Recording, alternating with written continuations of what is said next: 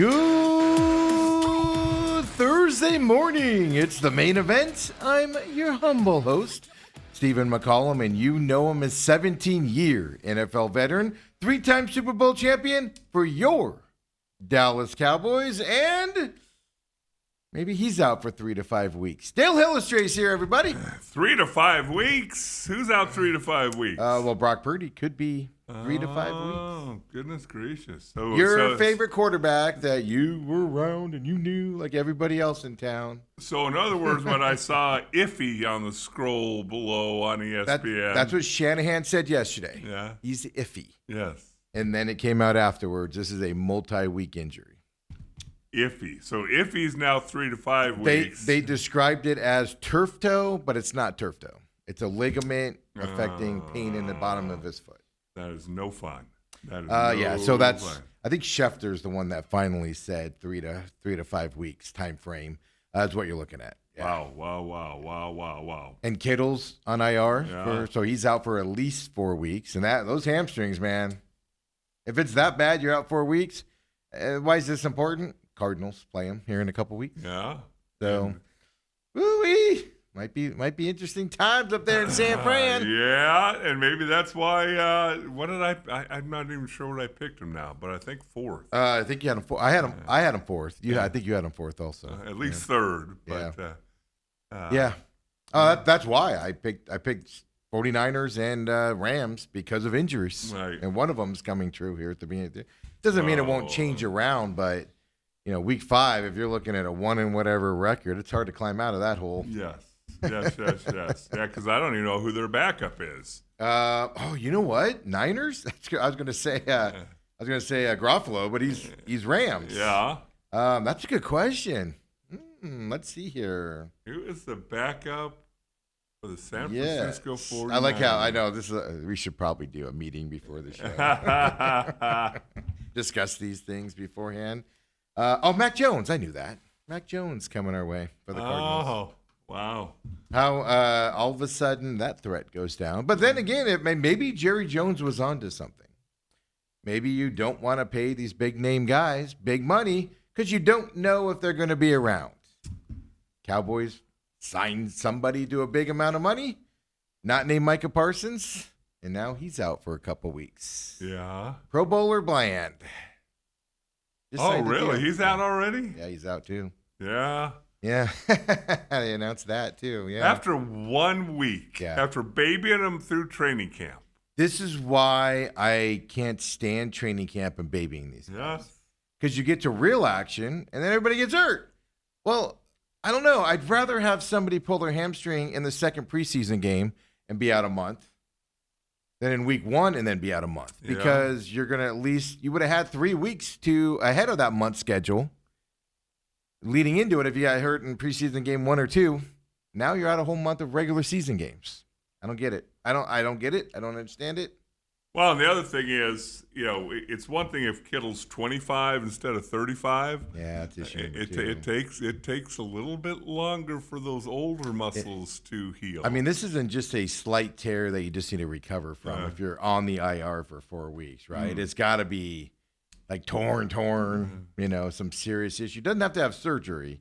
So that's the good news for him and everything as well. But yeah.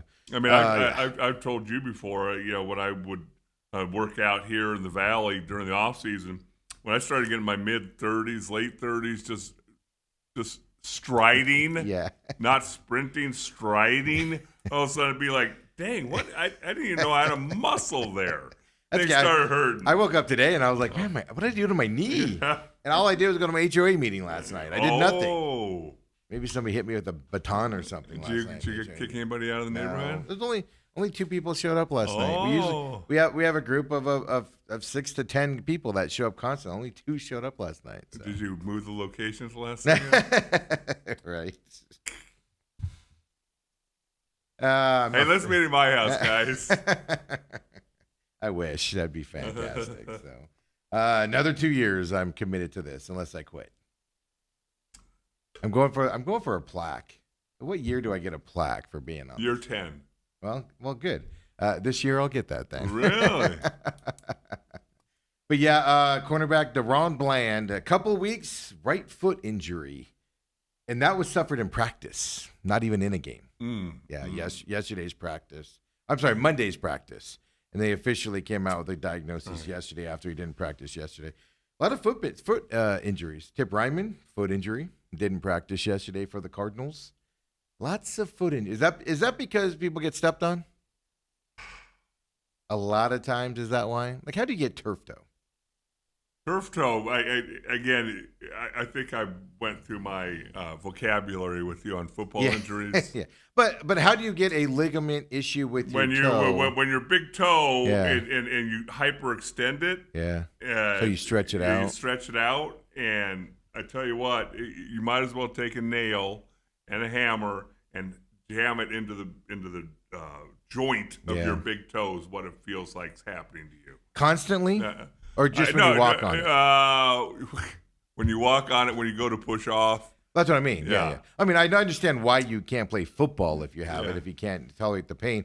But I'm just talking about, like, is he in a walking boot? Like, are you in a walking boot, or are you just able to walk around and it feels fine if you're just going to the grocery store or whatever? Or is it constant pain when you're on it? No, like when you're living your everyday life and you're not impacting it, you tend to be okay, depending on the severity of course, it. Yeah. I guess this is pretty bad from what I was reading. Yeah, and so when you start talking about it being 3-4 weeks of not playing, then I have a feeling he'll be in a walking boot. Yeah, exactly. Yeah, I know, right? So Cardinals injury report came out yesterday as well. And this is always something to watch, especially early in the season. Who didn't practice. Now, Wednesdays are traditionally Veterans Day, where a lot of veterans don't practice, but wasn't the case yesterday out there for the Cardinals also. Go ahead and throw up the that injury report for us here so everybody can just see it. Tip Ryman, like I said, tight end, didn't practice because of foot. Something to monitor next couple days. Generally, if you don't practice on Fridays, you don't play on the weekend. So something to pay attention to because the Cardinals play those, I forget what they call it. What is it? What's the formation? But it's the 3 tight end formation. Yeah, 13 personnel. 13 personnel. I always want to call it 16 personnel for some reason. That's too many guys. I don't understand why. Well, 13 is too many guys. So the 11 allowed on the field, Dale, on the offense, on both sides of the ball. So, monitor that. Cody Simon concussion. They had about 5 tight ends. It was reported in practice on Tuesday, trying out a bunch of linebackers. So that tells me this concussion might be bad. Right. And he won't be back at least this week or anytime soon if they're testing other guys. Beachum, non-injury, just rest. Old man Beachum there as well. What's he resting from? Hey, 1 week, 1 game, man. Did he play on Sunday? You're going to make me say it. Did he play on Sunday? He's tired of running the water out to the team. Jeez. You're going to make me say it, aren't you? How many snaps did he get on Sunday he needs to rest from? Will Hernandez, of course, still coming out from the last week. Jonathan Gannon said Will Hernandez is not ready to play. Why did they take him off of the designation? Why didn't they just leave him on there? That doesn't make a whole lot of sense. Well, it'll be interesting to see if it's a couple weeks before he's able to be play. That's one thing. But if we get to 4 or 5 and he's just sitting on that roster, I don't know. Now, are you needing that roster spots issue number 2, right? From that side. Here's the bigger thing. The back of the punter, folks. He was limited yesterday. Does that mean he only punted 2 times in practice? Or what? Like, how do you limit a punter in practice, Dale? You're a special teams guy. Explain to me how you limit a punter in practice. Maybe he just held for field goals and extra points. Like, punters are off to the side, don't do anything with the team. How does the coach even know that they're limited? That's the point. How is he limited in practice? Did anybody notice that he was? Just at the end, they're like, "Hey, he didn't punt very often." Hey, did Gilligan? Did he? Was he out here? I didn't see him. Then, of course, offensive lineman John Games, full practice with his thumb injury. He came out of Sunday with as well. So week 1, they got out relatively healthy after the first game. Is kind of the point here. Some key injuries. But to monitor. But they got up pretty healthy, which is a good sign here for the Cardinals after Week 1 Yeah. with the Saints. Yeah. You know what? Other teams not so lucky. I heard some people talking and reading some stuff last night and this morning. I didn't realize the horrific history of Arizona and Carolina. Oh yeah, Arizona's beaten them once in 10 times. 400 years. Yeah. I mean, and obviously say some of it goes back 10, 12, Yeah. 15 years, but still, it's and they aren't close. Now a lot of that bad history is in Carolina, right, not here. right. So at least the game's here. Remember last year the Cardinals went in there and lost to them. Yeah. Well, they had a running back go for 150, and the quarterback went for 50 yards. And Yes. Yeah, no, it's terrible. This history is terrible. But the only solace is it's at home. So maybe fortunes have changed coming into this weekend for the Cardinals as well. So are you excited? Are you excited to go to this game on Sunday? No, not at all. Not at all. Season opener? Yeah, okay.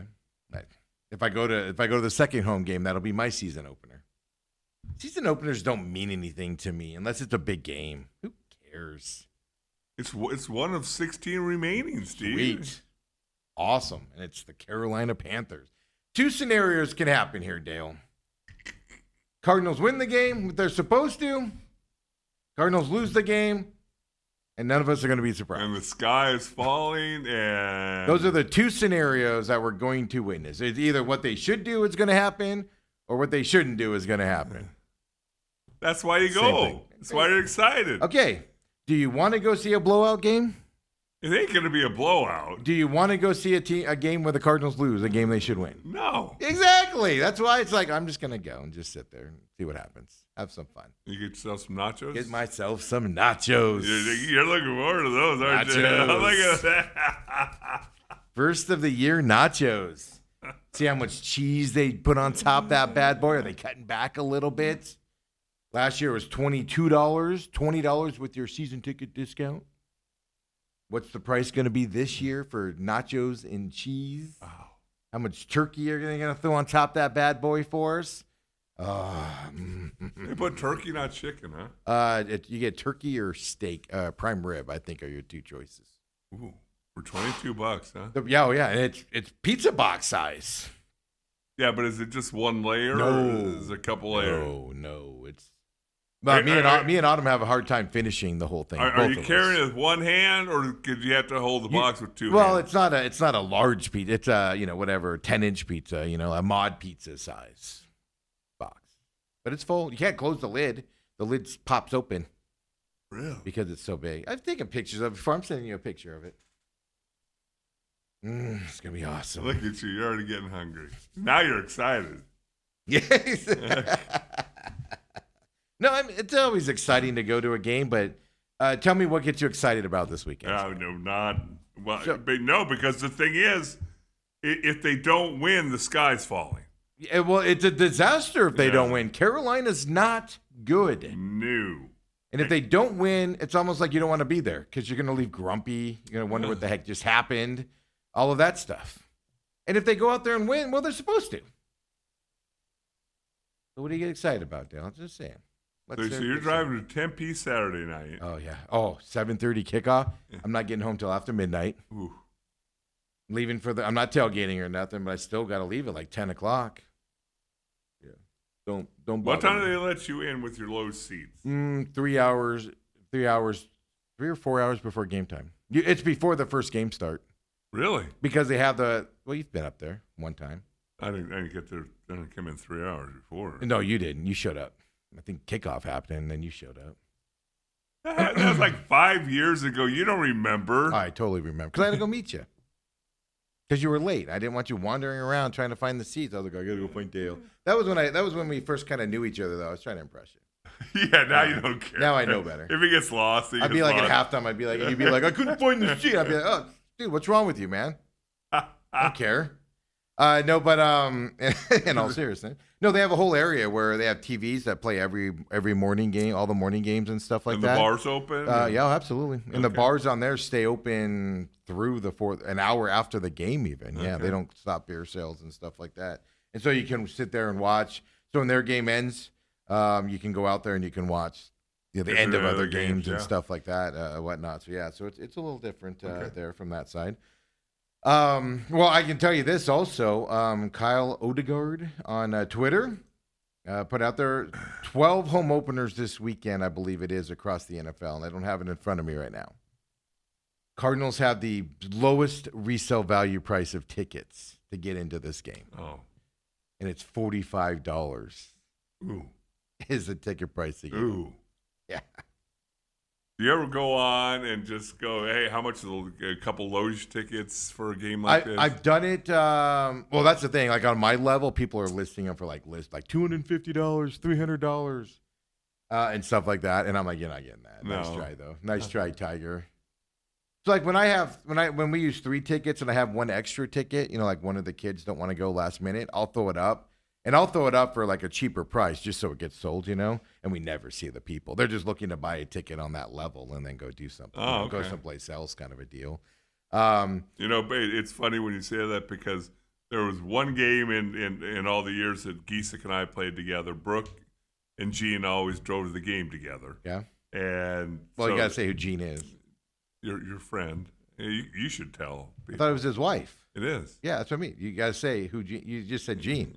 Gina. Oh, Gina. Yeah. Yeah. It's Giesick's wife. Yeah. John Giesick. Miss Giesick. Yeah. Mrs. Steve's good friend, John Giesick's wife. Yeah. Um, Autumn loves her to death. They talk all the time. Do they? Text, hang out.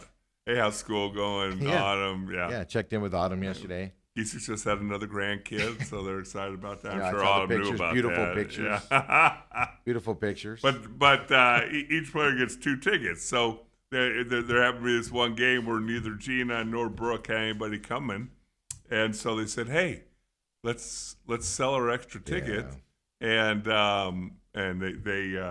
they scalp it for face value, but they get cash and they get there and they realize that the people they sold the tickets to are going to sit next to them. Yes. They didn't think about that. I've had people sit down and then like halfway through them they go, "Is this your seat?" And I'm like, I had one person say, "Well, I sit on the other side, but my husband's up on this level, so I saw it." And they actually said, they go, "You priced it way too low." And I go, "Well, I did it so somebody could just get on this level or whatever." Right. Like I'd rather sell it, to get the money back, because it was like it was one of those like on the way you find out you have the extra ticket, kind of a deal. And I'm like, I don't want to deal with it, whatever. So you just get rid of it. And like they literally were like, but we've had people do that. "Hey, is this your ticket?" And it's like, oh, yes. Yes. But yeah, $45. Kyle Odegaard put this out there. Of 12 teams, lowest by far. Titans Rams is $62. That's the next one down. Dolphins Patriots are $79. Houston Buccaneers $80. Cowboys Giants is only $88. Now keep in mind get-in price, so that's not what every ticket's going Right. for. That's just so upper level. That could be corner. standing room only. Exactly, now. whatever. Yeah. Well, it's in New York, but yeah, Oh. so it could be something like that. They're sending the Cowboys on the road again? Yeah. What's the NFL want to do? So Screw them? I have a feeling this is going to be more of a home game with the Giants this week. But Ravens Browns $108 in Cleveland. But how much hatred do Browns fans still hold on to about the Ravens? Oh, I think some of them still do. Yeah, so it's one of those we just love to go boo them at Yeah. this point. The biggest one, Lions Bears, $283 get-in price Okay. for a game in Chicago coming up as well. But then Raiders Chargers, $243. That's fascinating. The difference. I need season tickets for the Chargers. Who would have thought the Chargers resale value would be that much more? $200 more than the Cardinals Panthers this weekend. No, the home season this year is terrible. There's no resale value Yeah. for the Cardinals. Their home years. Well, they have what? The Packers, maybe the That'll only be the draw? biggest one. Yeah, that'll be the biggest one. Oh, by far. Packers fans will pay whatever to get in. Obviously, what they're looking at. And those are just the home opener games. Yeah, Chiefs Eagles $221. That's the third lowest price. Really? Or third highest Highest price. price. Yeah, third highest price. Yeah, you think that one would be huge, especially what they're dealing with out there. So, Joey Blunt, I think this is a bigger loss than people give it credit for. He's a safety, backup safety, but if he's not the best special teams coverage guy for the Cardinals, and in most of the league. I don't know very many guys that would be better than him in special teams world, but he's out IR for the season. This is a big loss for coverage teams for the Cardinals, for Joey Blunt moving out as well. So watch the special teams coverage this weekend. He's a gunner. Dortch filled in last week. Yesterday, Gannon said it's going to be a multitude of people that are going to fill in that spot. Right. But that is something to pay attention to. Those are bigger. That's like the holder for a place kicker. People just dismiss it like whatever, but it's a big deal Right. out there. So for your Arizona Cardinals, tonight, big game tonight. Thursday night, we got a big game, Dale. Who we got tonight? How often do we look at it and go, oh, a Thursday night game I actually want to watch? I would say 25% of the time. I just don't. Most Thursday night games I just have on because it's Thursday night football. Well, this is where the bottom feeding teams that have to have a national televised game. That's where they throw 'em. They throw them on a Thursday. But I think Amazon has enough weight that I think they've changed that. Well, Washington at Packers tonight. Yeah. This is a much-watched game. Yeah, it is. I mean, this is if this was Sunday night, you'd be tuning in. If this was Monday night, you'd be tuning in. And it's Thursday night football tonight. Amazon, first Amazon game, Washington at Packers. So I can't watch this on NFL Network? Nope. I don't have NFL Network, so I don't know. No, it's the Amazon game. They moved it down. Al Michaels. Al Michaels on the call tonight. Al Michaels and whoever his partner is these days. Is it going to be Kurt? Oh, is that Herb Warner? Street? No, is it? Oh, it might be Herb Street. That's right. It might be Herb Street. Is that Herb Street tonight? Yeah, I think it is. Yeah, because Herb Street doesn't call a Thursday night college game. That's below him. Yeah. Washington Packers must watch Thursday night football tonight. I'm actually floored. I did the same thing you did. Who even plays tonight? Yeah. I looked it up this morning and I was like, oh, make time for this. Jaden Daniel came off the injury report with his hand injury because he got injured in the first week, but he's off the injury report yesterday. Okay. Packers, Jordan Love, Micah Parsons. If the Cowboys, had somebody like Micah Parsons, their pass rush would probably be pretty good right now. Do you see they did sign Jadeveon Clowney yesterday to help their pass rush? They signed a guy off the couch when you had Micah Parsons to help with your pass rush. And they went and signed a guy off his couch. Yeah, but I bet you it didn't cost $48 million. He did. Well, they played Bland. They paid Bland. And he's already out for a couple of weeks with this foot injury. It's just every time I see an injury after the Dallas Cowboys pay him, I go instantly to that quote. We paid guys last year and we didn't even get them half the season. Imagine being the Jim Maurer, the trainer of the Cowboys, and having to walk into Jerry's office and go, Do you just text? Bland's out. Is that ink dry yet? Is that how you started? Yeah. Have you checked the ink on that contract yet? Right. So Washington Packers tonight. Going to be a fantastic game, I think. Yeah. Thursday night games I'm always wary of. It's bad football most of the time.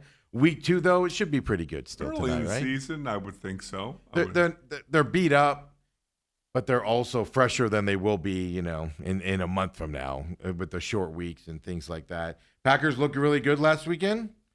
Washington looked really good last weekend as well. Both playoff teams. Washington's missing the playoffs this year. I'm telling you, I've said that all along.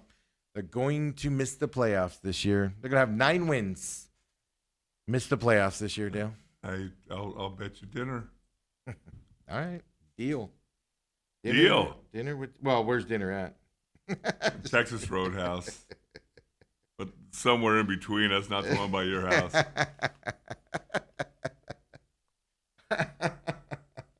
Well, we could just work it around one of the high school games that you're working or something, So, who do you got tonight? What's your breakdown of this Washington Packers game tonight? Obviously, don't know a whole lot about either team right now, other than they're both, I think, really good. Yeah, they both looked good last week. We both started the season like you'd like to. If I have to take a team right now, I'd say I'm going to give Green Bay the edge just because it's at home. Okay. And I like having to go into Lambeau Field and try and overcome not only the Packers, but the crowd, especially on a Thursday night. On a short week, travel hurts you. If you're the road team on Thursday night, I don't care how good you are, I'm going to say lesser of a team because of the travel. Your week's messed up on top of it, things like that. You're not getting the treatment you would normally get if you're at home. Like the Packers have been there, so guys that are beat up a little bit, every day have been in there getting treatment. Well, with this, you're there Monday, Tuesday, flying Wednesday.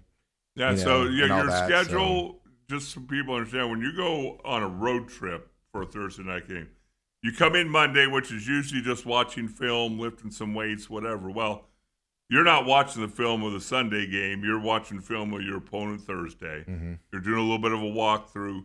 Tuesday, you're going to go out and run around a little bit, but that's really your only practice because Wednesday you're on a flight to wherever you're going.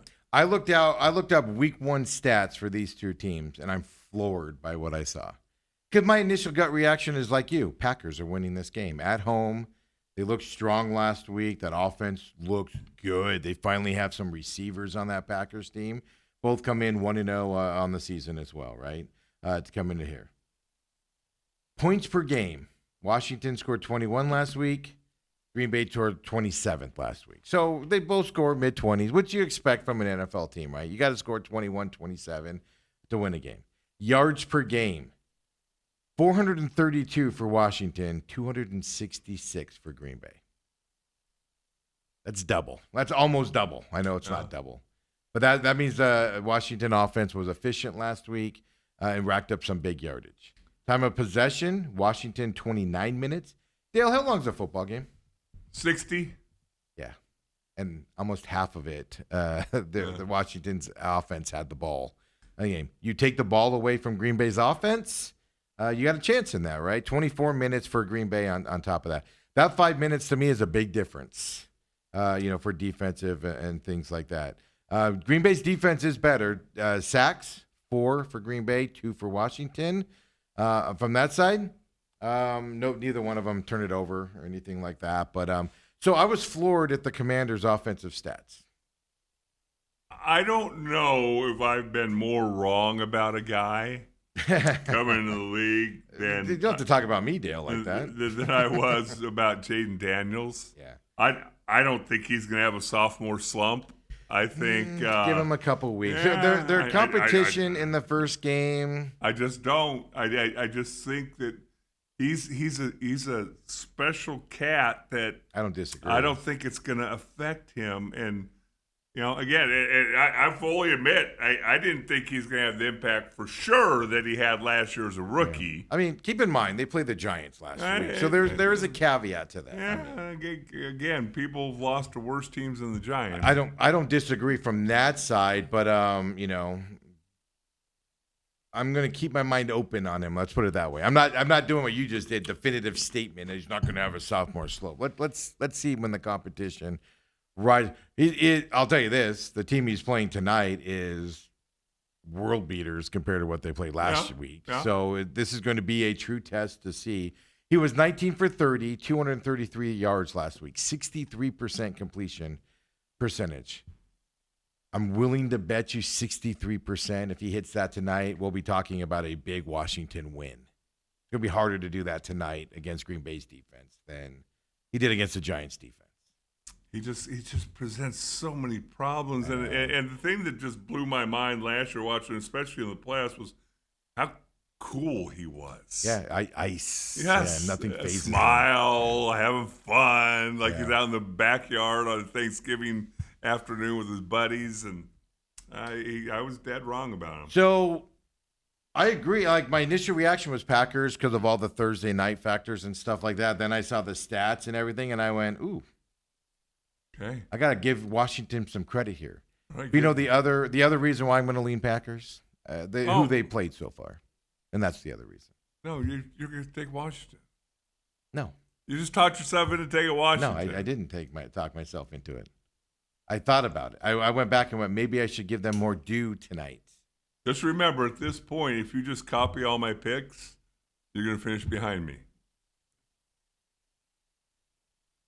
I got to pick to see who wins.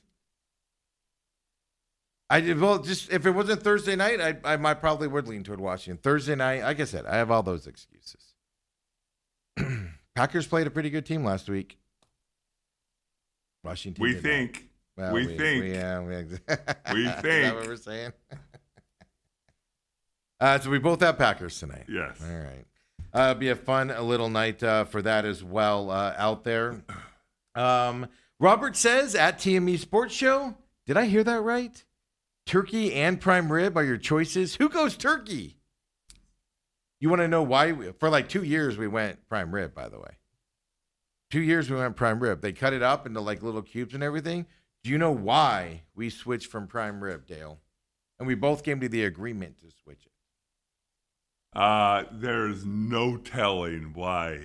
It went from lean, a little bit of fatty parts on it and stuff like that, to where you can kind of, if you don't like, I hate fatty meats. I hate it. Because when I was a kid, my grandparents, from that generation, they would just chew fat till the cows came home. And I grew to just hate fat on anything. Like just the texture of it.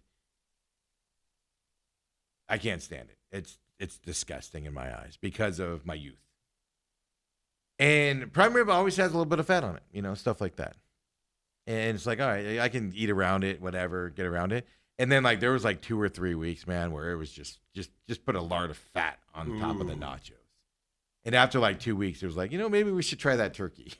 So we switched to the turkey, and that's why we haven't gone back. It's just I don't like the fattiness, and also if you're giving out fatty meat like that, and because they cut it up into small chunks, if you're giving away fatty meat like that, it means you're also cutting down on the quality of the meat, and you're not cutting that part off, and you're willing to feed that to your people. That's why we switched to turkey. Well, I'm going to tell you, I am not a fan of prime rib. I never have been.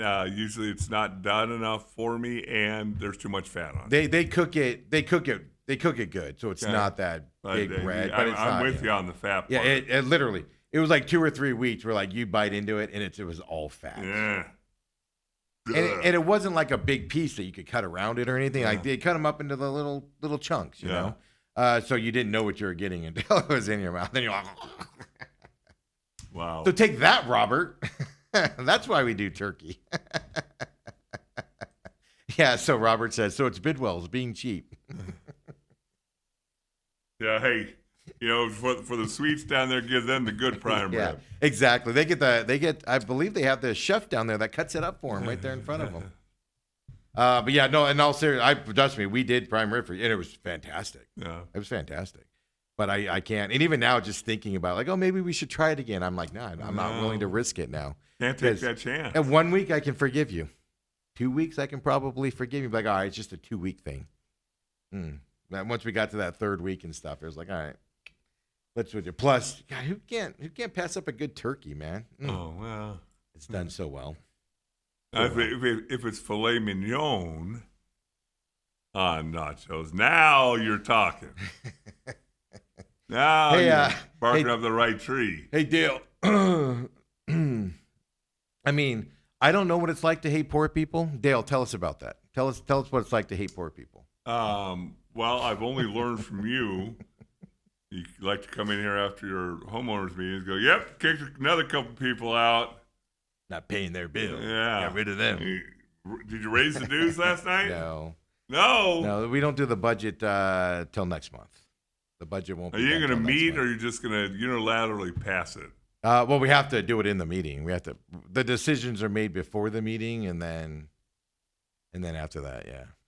And the trees are pretty. Oh, look at the pretty clouds. The Home Association of dues going up, and look at over here. Dale, everything's going up right now. If you're not expecting an increase in something, you're just not paying attention to the world right now. That's all I'm going to say. You're going to get me in trouble here. But we found out yesterday that the NBA hates poor people and Adam Silver. This was an unbelievable thing from a commissioner. Did you see this? I did not. Well, I want to get your opinion on this. Adam Silver yesterday was asked about the many streaming services you have to watch a regular NBA game now. Here's part of Adam Silver's response yesterday. There's a huge amount of our content that people can essentially consume for free. I mean, this is very much a highlights-based sport. So Instagram, TikTok, Twitter, you name it, any service, the New York Times for that matter, to the extent that your content is not behind a paid firewall. There's an enormous amount of content out there. YouTube, by another example, that is advertising based that consumers can consume. So, Dale, there's a lot of free stuff out there. And people just watch us for our highlights. This is the commissioner telling people, we're sorry you can't afford it. Go watch the free highlights. Be gone.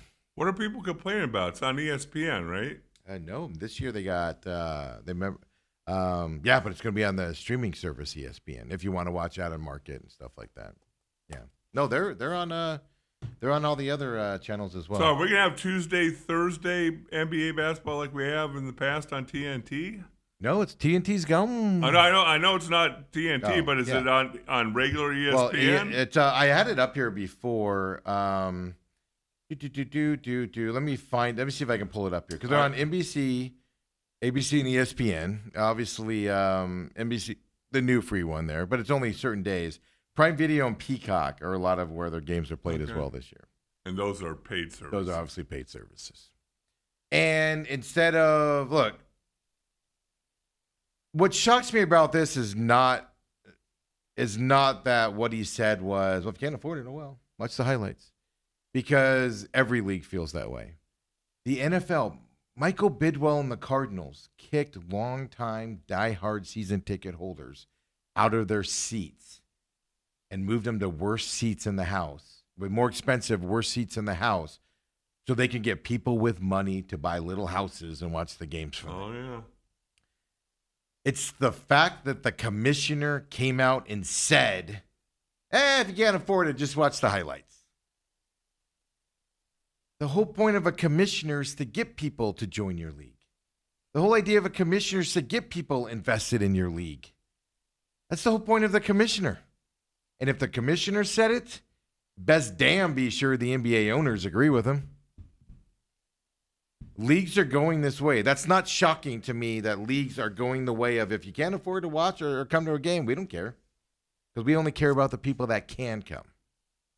That's not shocking. That's not the shocking part to me. It's that the commissioner said it, Dale. Yeah, that's right. You can watch TikTok highlights if you want to consume our league.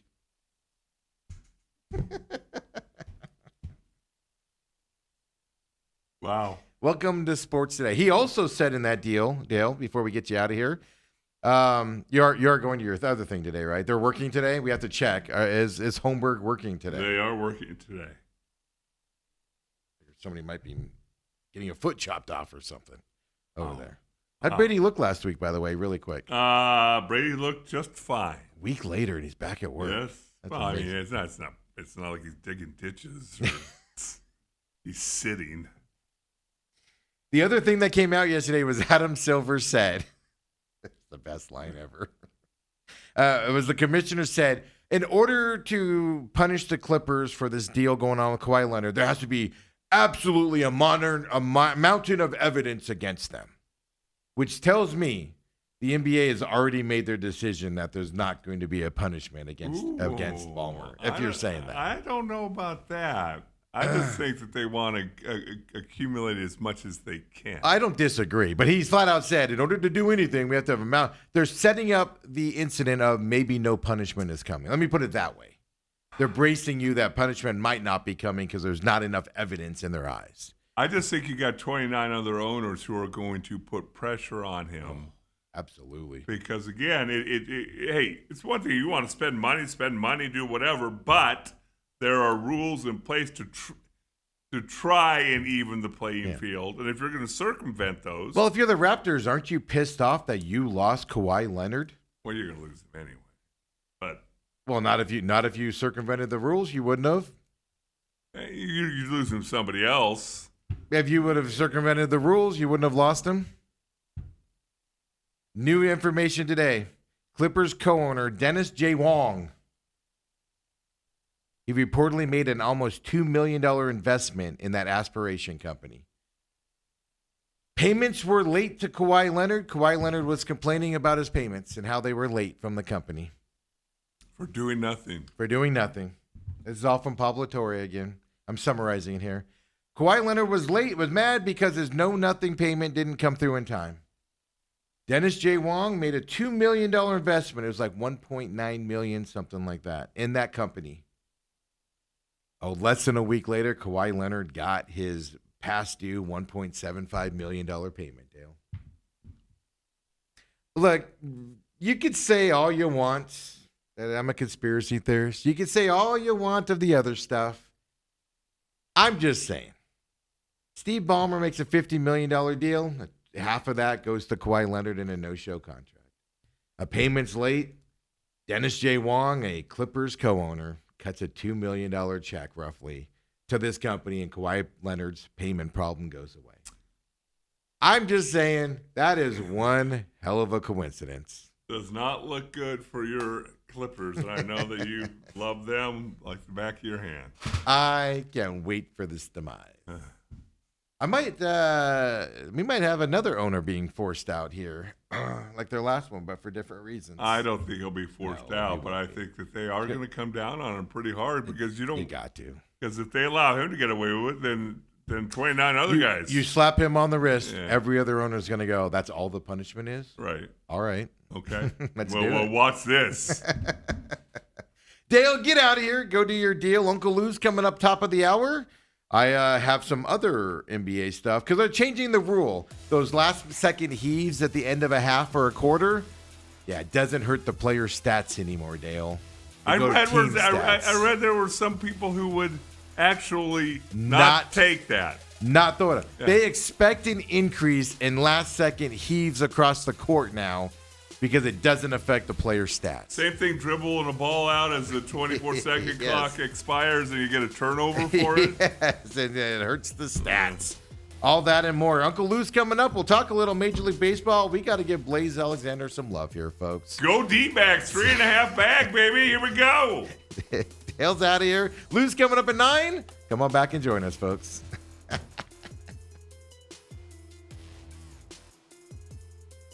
And we're back here. Main event. Dale takes off, of course, and goes and does his hit over with the boys at KUPD. Listen to that podcast later on today, of course, and listen to that. It's a fun little segment most of the time with, of course, the pride of Dobson High School, John Holmberg, number 2 behind me, of course. He doesn't have a statue there yet. That's all I'm going to say on that. As we were going to break there, I got Dale's opinions on the Kawhi Leonard situation again in the NBA, and a little bit more, deal on it. I kind of summarized it a little bit, but it is Pablo Torre is saying Clippers co-owner there reportedly made that about $1.9 million. So we'll just say a $2 million investment in that company. The payments relate to Kawhi Leonard, $1.75 million. He comes out with this after the commissioner yesterday said you have to have a mountain of evidence, according to the NBA, before any punishment come out there. So it's going to be interesting to see what a, quote, mountain of evidence is as well. So it's going to be something to see. By the way, I said a week later. It was 9 days later Kawhi Leonard got paid after that, team went through and took care of that sponsor at that point from there. So this is a big deal. This is something to watch, and it's interesting. And more news is going to come out. It wasn't just those two that made the payments or helped them out. This is going to be fascinating to see here, which is why Ballmer shouldn't have gone on ESPN because this is going to look bad for them on that side from there. So then, Diamondbacks yesterday, day game up there in San Francisco, get the win. And, I kind of said yesterday, look, if the Diamondbacks lose, they're done. Put a fork in them. Even if they win, they're done. Put a fork in them. But I'm not going to lie to you, because the Mets are on a 5-game losing streak. The Mets are keeping these other teams in this race. 3.5 has always been my 2 numbers. Now, the Diamondbacks are in that range. With no matter how many games are left, and there's about 16 left, 15, 16 left. I said 3.5 is the number where you're going to get interested. Well, I'm interested, folks, to see where we go on that side. Before we get into the Diamondbacks talk, though, Aroldis Chapman, well, he finally gave up his first hit. Remember, his last one was July 23rd. 50-plus batters 50 straight hitless batters, spanning 17 appearances for the closer for the Red Sox. Well, he gave up his first hit yesterday as well. So third longest streak, by the way, since 1901 there. And the worst part is he gave up the hit, walk-off loss with that hit also. So double whammy against that streak for the 37-year-old Aroldis Chapman out there as well. Gambling news, we have Lou coming up. The NCAA has come out and announced they permanently banned 3 men's basketball players for betting on games last season. Fresno State and San Jose State players are what they were betting on. Per the NCAA, players, quote, bet on their own games, on one another's games, and or provided information that enabled others to do so. So the players were between Fresno State and San Jose State were betting on each other's games, betting on their own games, and then telling other people information that they needed to know to bet on those games as well. Permanently banned 3 of those men's basketball players from that side. You've got to keep a close eye on this. Everybody's in bed with these gambling sites, etc., and the rules are you don't bet on it. And we keep seeing stories like this breaking out there as well. If you can make more money on the gambling side, some people are going to take advantage of that as they go into there as well. So really quick in Diamondbacks. Forgot our home team here. We've got to give a lot of credit here to Blaze Alexander, right? He comes up, he's kind of, perceived to be the fill-in for Jordan Lawler while Jordan Lawler's hamstring's getting done. Jordan Lawler's going to come up. And everybody just kind of assumed Blaze Alexander was going to be like the odd man out here, with these young guys behind him out there. They bring up Jordan Lawler. You got Locklear. You trade for Locklear. He's trading here, and I know he's first baseman, but, another young kid up here.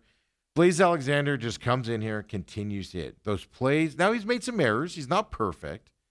But Blaze Alexander, in my eyes, has just played his way into a position with this team to where he deserves a shot at this team. He deserves to play for this team. Even then, at the expense of Lawler at this point in time. So I know we got 16 or 17 games left in the season here, so a lot can change in the offseason, etc. I don't know how the Diamondbacks can either move on from Blaze Alexander or not find him a way to play on this team, as he's playing better than any of the other younger guys out there right now. So I wanted to give him a lot of props here today. I'm just impressive every time he's out there. And I've always been a Blaze Alexander fan. But they brought Lawler up, and he didn't phase him. Hit a home run same day they brought Lawler up, right, and helped them win that game. He's making plays out there. It's like the competition doesn't phase him at all, and I love that about Blaze Alexander, and I love what he's doing for this team right now as a young guy out there.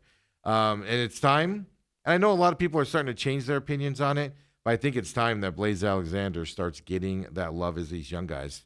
I'm not opposed to, Lawler sitting alone. Yes, we need to see what Lawler can do. But Blaze Alexander deserves a chance to be in these lineups, with the way he's playing out there.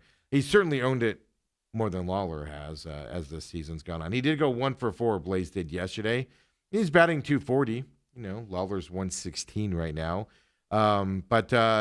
It's the days of Blaze Alexander is going to be the odd man out. I think needs to change in everybody's eyes as we go on. Marte, of course, yesterday, if you missed it, went out of the game yesterday, removed from the game, injured at that point.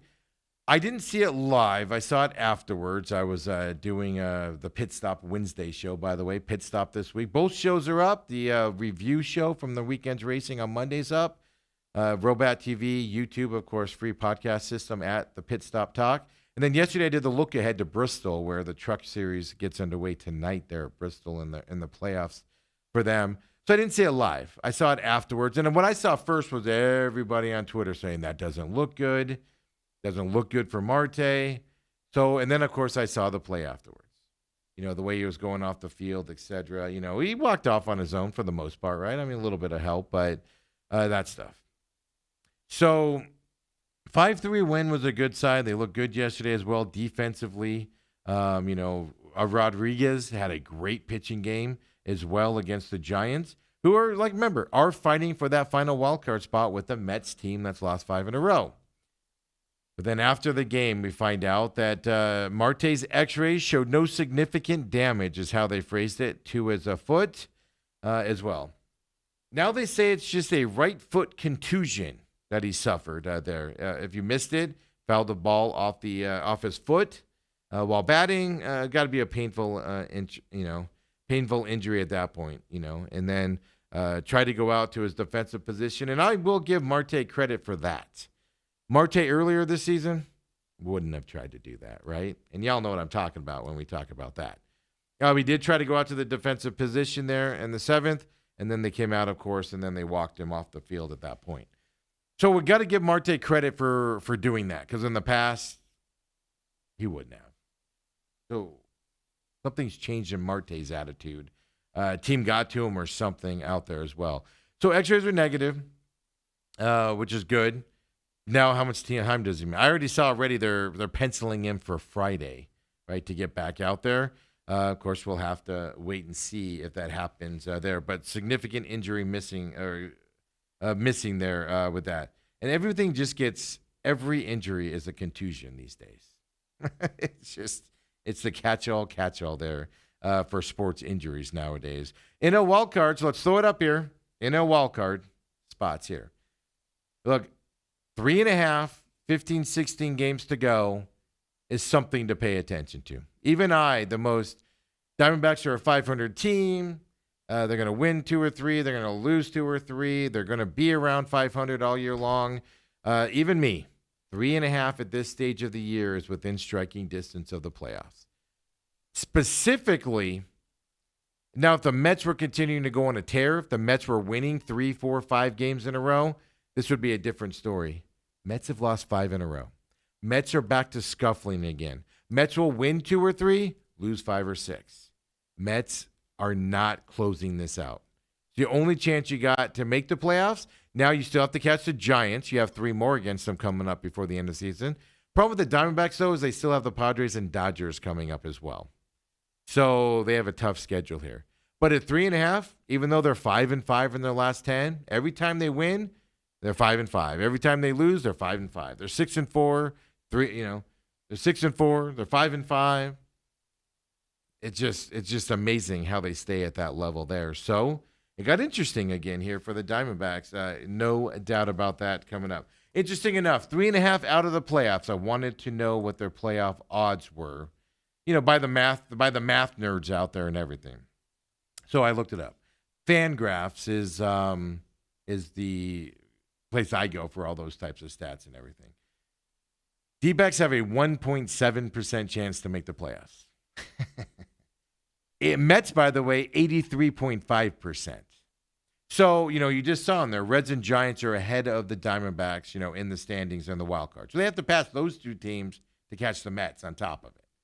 That's what makes them 1.7%. So the 2 teams in front of you are what's going to make this impossible.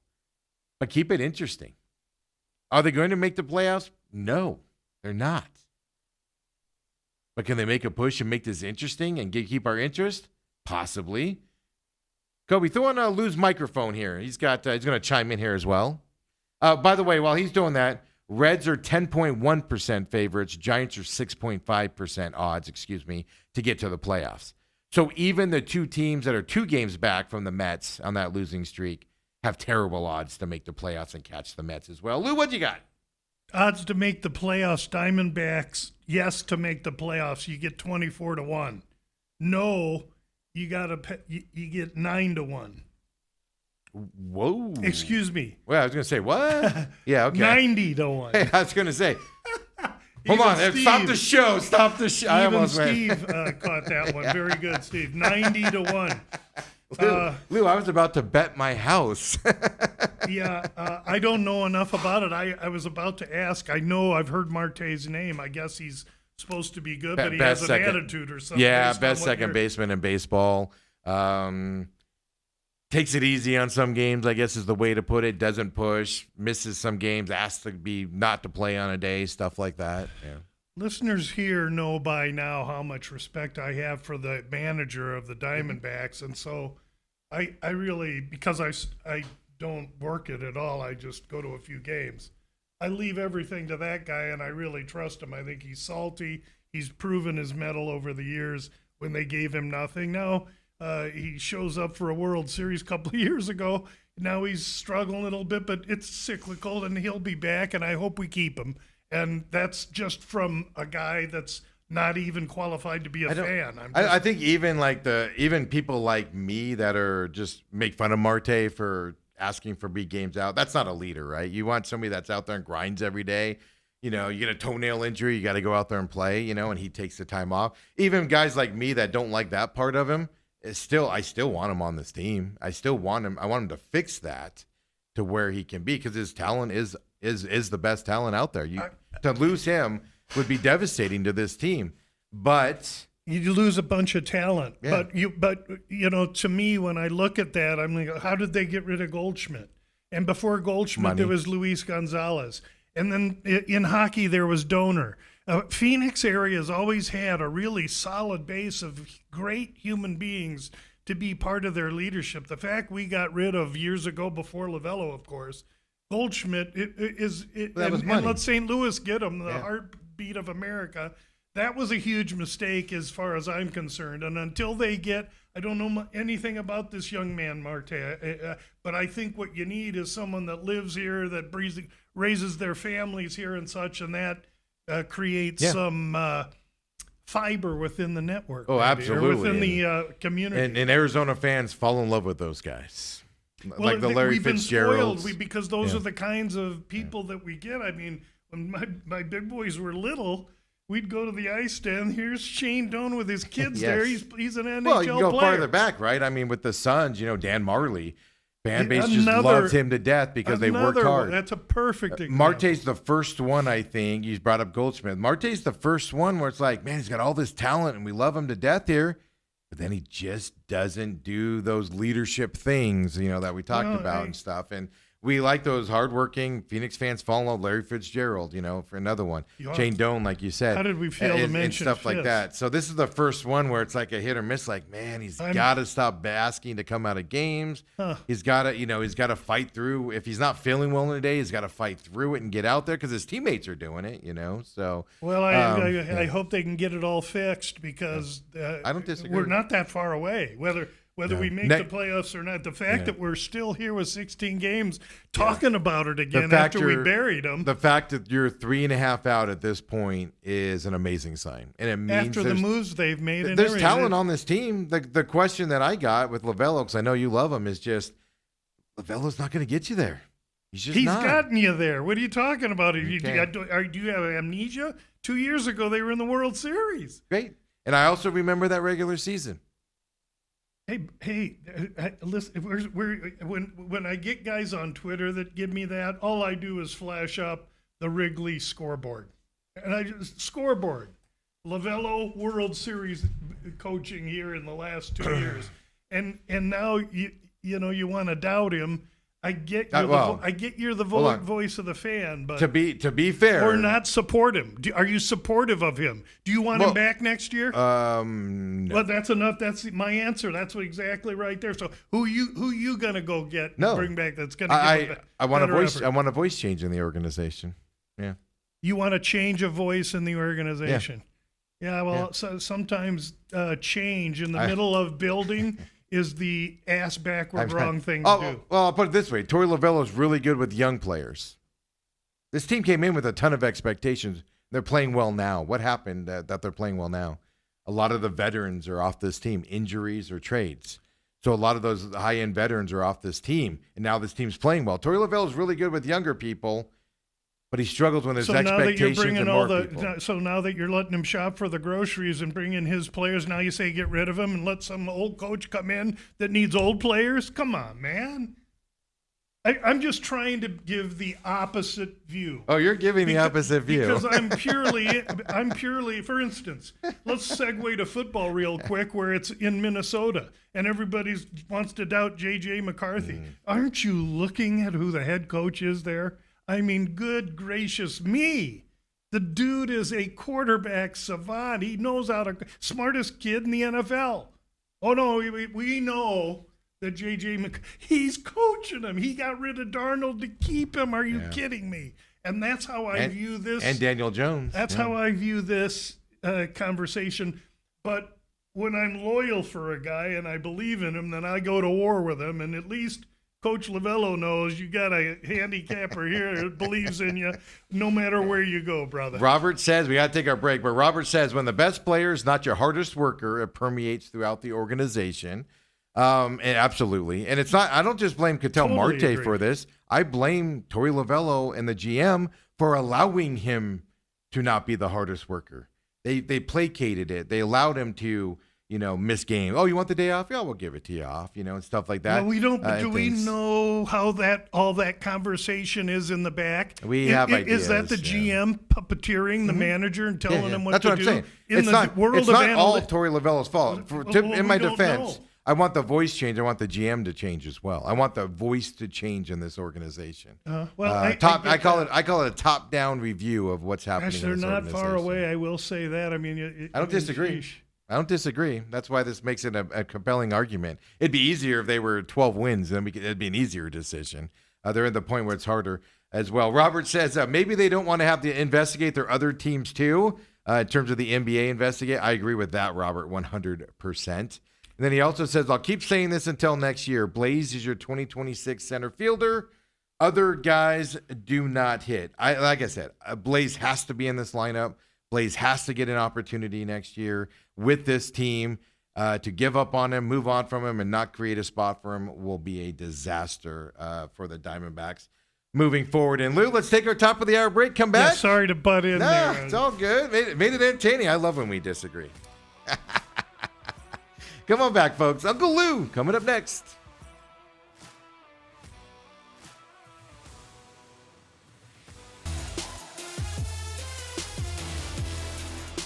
Welcome back to the main event, second hour. Uncle Lou joins us on Thursdays. Of course, Gamblu.com, at Gamblu on Twitter. Visa Network, you see him being a contributor there as well. Fantastic work there. Visa Live on a lot of that stuff, which I think they're finally getting their hands around that a little bit better as well. But joins us on Thursdays, 9 o'clock. A lot of you know that. A lot of you tune in, catch us on our free podcast, YouTube channel now for on demand if you want to watch Lou's sexy face on here talking a little bit of investing. Not with that look, Lou. I was trying to help you out there. I'm not here for my face. Really quick, before we get into your stuff, Robert does say, always love Gamblu's perspective. He's a lot saner than I am. Well, I just want to say a couple things. First of all, thanks for letting me butt in last segment when Absolutely. Steve has pages of stuff prepared to write, and I come shoehorning my way in and always, take him. always room for flexibility here, And Lou. we go back and forth, and it's great. And never once when we get off the air have we looked at each other and said, "You dirty rotten Yeah, rat." I just do that on the drive home. So yeah, I'm sure of that. Just kidding. Anyway, I love being here. Thursdays are great now that I'm back. We're back on our Thursday Yep. run, and I'm ready to rock and roll. We got a little UFC, and of course the monster, the elephant Yeah. in the room, which is college and pro football. Really quick, tell everybody where they can find you to invest with you with UFC, follow you, look at all that stuff. Just give everybody that's new to us this week, because we're back in the United States here for UFC this week. Yes. Out of Paris. And so tell everybody that's going to tune back in here and where they can find you. Yeah, Gamblu.com is the web page. That's where you can find out everything about me. This week's blog features, and most weeks' blog features the upcoming UFC fight. If there's not a UFC fight, I'll talk about something else. And so this season, it'll be a lot of NFL observations. Basically, half of them, most of them, I believe 100%. But they're designed to get people to call me an idiot and create back and forth. The tabs at the top of the web page are all you need to know. That's where you got to go. I just want to also say Steve's so good about allowing me to toot the horn of the San Xavier. If you don't, I'd be disappointed. Yeah, the San Xavier Del Bach mission is a tab on the top right of the Gamblu webpage. It's near and dear to my family. It's the oldest mission in the United States, located just south of Phoenix and Tucson, here a couple hours south of us. They do great work there. There's a link below that you can go right to the mission Right there. and donate directly. But if you don't and you utilize the Gamblu services, you can be rest assured that 16% of gross income goes to the mission nonetheless. And we're tickled Steve allows me to highlight that each week. I think it's even more important in today's climate that we're in with baby, yesterday's yes. happenings and, of course, 9/11 being today as well. I think it's important to highlight these charitable deals because I just think as a world we've lost perspective on things and things like that. So just find it in your heart to find that stuff again. That's why that's so important that you do that. Because, a lot of the gamblers, it's all about profit and money. And look, I love money as much as anybody, but, remember the other side of the world as well and other side of things to deal with. Yeah, so. we can get caught up looking through the microscope. Yes. But when you do that, boy, your perspective is so tiny. It's good to step back and look through the telescope once in a while. Take a good deep breath. Before we get into the UFC, because Yes, sir. I did see this, Robert just tagged me on it as well, and I saw this. I mentioned it earlier in the show when you were here. Just quick thoughts from you. NCAA banned 3 men's basketball players because Fresno State and San Jose State. The NCAA said they bet on their own games, each other's games, and then also provided information that enabled others to bet on games with knowledge, injuries, etc. type of stuff. There is a report out there, I haven't seen any details on this, that men's basketball players formerly associated with Eastern Michigan, Temple, Arizona State, New Orleans, North Carolina A&T, Mississippi Valley are under investigation for gambling violations, according to the NCAA as well. There's a shady... The whole idea of FanDuel and making gambling legal was to get it out of the shadows. And we're still seeing a lot of those shadows existing. You talked a little bit about the DraftKings rule changes last week that and I agree with you, going to push people back to the offshores and that shady network again and bookies and stuff like that. How big of this is a concern for you when you're handicapping games? When you see stories like this just coming out where players allegedly are doing stuff to help their gambling side as players. Loaded question. I would need to dig in to get an understanding of what all the details are, but the long and the short of it is, with the proliferation of betting and the menu of props, what's happened mostly is that you've been able to. I could just go to my kid's nephew that's the guard at Poughkeepsie University and have him throw up a bunch of bricks and go under his 13.2 average one night. And I give him a bunch of money and I make a bunch of money. But those that's not easy to execute, because when I go up to Poughkeepsie University Sportsbook and want to bet $2,000, $3,000 on an item that their limit is $50 on, you raise a red flag. Yeah. And really that's how you get caught. The People don't know that. legalese of the gambling system is what is catching, is what is exposing these kids, plus their cell phones that they're using to make these bets and to make these calls on and such. There's a lot of stupidity involved, and the stupidity goes from these kids using their cell phones to bet and fix games, to the guys that are trying to hire them to do it, to the legislators that have no understanding of how gambling works, that push through these bills that don't understand and leave the opportunity for this kind of stuff to happen. It's all based on lack of education, unfortunately. Well, and it's all for the greed, right? Legislatures want more taxes, which leads and they think to it's that just stuff, easy and to then- just add another couple percentage points to it, and they don't know what the repercussion of that and is.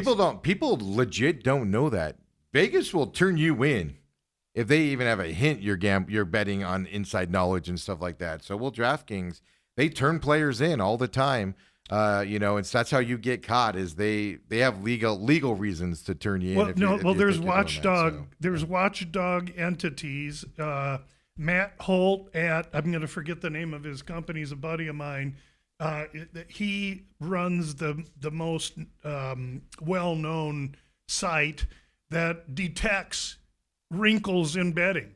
They're looking at all the money across all the boards, and if they see $5,000 go in on an Alabama preseason baseball game like 2 years ago in Kentucky, like the first week they opened the sports book, they took that coach down. The coach was involved with it because of all that. Again, it's greed, stupidity, and tracking. And so I don't know where we end up going with this, but But the bottom line is you really got to be smart if you're going to try and do this. Now, if you don't want to golf anymore and you threw your clubs and your country club away and you want to bet football and lose a little bit and win a little bit and have fun recreation, God bless you. But if you're on it, doing it like I do it, there has to be some thought in it because it's not easy to beat these guys.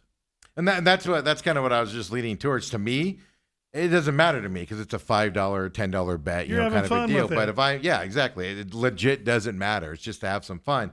But if you're doing $1,000, $10,000, $20,000 bets and things like that, it's a serious thing that's being costed at that point. And the I would love those phone guys. and the gloss, and they lure you into these parlays, and it sucked young kids in that didn't have the discipline otherwise to know what was happening. Before they know it, they're 50 grand or worse in the hole. And there's a lot of bad stories. There's fewer good ones. We have to be a little bit smarter in how we are regulating and allowing these entities to work. I just want to bring it up. We're just seeing a lot of stuff here coming out again. Yeah. And that's based around basketball, which hasn't even started yet, And Very easy and sport. things like Tennis that, used to so. be, tennis and highlight used to be the ones so easy to manipulate because they're individual. You just go to one guy and you can really get a lot of stuff Yeah, the done. more people involved, the more chances it's going to come out. Oh, yeah. Than if it's just one or two. So there's more to come on this, I'm sure. The technology's good. If you're going to cheat, you're probably going to get nabbed. So. Well, let's get into the UFC here, Lou. Let's do so it. we get through the show. Last week, the last three fights specifically, Saint Denis against Ruffy in that fight. Saint Denis does win that submission in the second round. I just want to know your thoughts here on him, seeing him fight in this fight against Flash Ruffy. forward a week ago, and I'm sitting here telling you, this dude Roofy's real deal, spinning this, spinning that, gonna completely die. I didn't know how Saint Denis was going to be able to combat him unless he did exactly what he did. I didn't think he could execute it. No bet on that fight, thankfully, because I would have used Hoofy in some kind of parlay. I didn't see his performance nor Saint Denis, and you get surprised once in a while. I also had Barallo in the main event. Yep. I was strong on him. Here's how the nuance of fighting works and what I should have known. That was a unanimous decision, just for people that didn't see it. It was a paint job. Yeah. It was a paint job. And you know what? Imavov knew it was going to be a paint job because 3 weeks earlier there was another middleweight fight, and it was for the title. It was when Duplessis and Chimaev fought. Well, they asked Imavov, do you want to go down and weigh in as the backup in case somebody doesn't make it? He said no, because we know that Barallo will do that. Well, why would they allow him to take that opportunity? Because he has to cut weight 20, 25 pounds, get ready for that fight just to go back and turn around and then have to do it 2 weeks later. And you saw Barallo's performance. He was sucked. It was a beautiful IQ move by Imavov. They completely outclassed and outthunked the Brazilian team. The nerds are now 0-3 in their last three, and by nerds I mean the fighting nerd team. Yeah, And, you have to explain that. Yeah. And in this week's main event, fighting nerd team member Jean Silva is in the main event, so he'll be the fourth of the four to fight, and the first three, all favorites, have gotten beat. Yeah, you got to just for people that don't know, they call themselves that. Lou's not calling them They that. when they got a great shtick because when they get in the ring to celebrate afterwards, they all have these goofy glasses, yeah. and they got tape on the side like a nerd would. And these guys are all legitimate killers. It's really cool to see.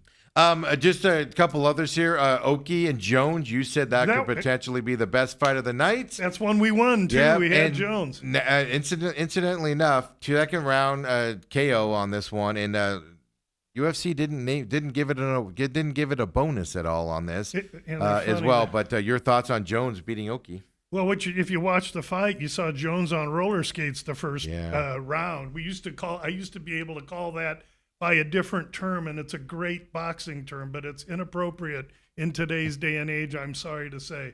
So he was on roller skates in the first round, found himself, got into the second round, then turned around and knocked Oki out. Oki is not all that. He's flash and power early. He has to still learn how to fight. Jones had the experience to know how to fight, so he was a short favorite, and we caught him. So that was the win against the 2 losses that we Yep. discussed. And then just really quick, because I really like Paul Craig. We talked about it Paul last Clegg? week. Yeah, he just, man. He's done. Did he even show up?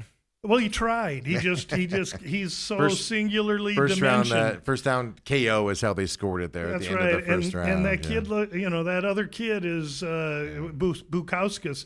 Yeah. He's a growing, evolving fighter. It's just that they were going different ways. So you say Paul done now? Because he looked he good. dropped his gloves and retired. So he actually dropped. I didn't see the end of it. Yeah, so he he actually took- dropped yeah, it. yeah, he's oh, done. He did. All right.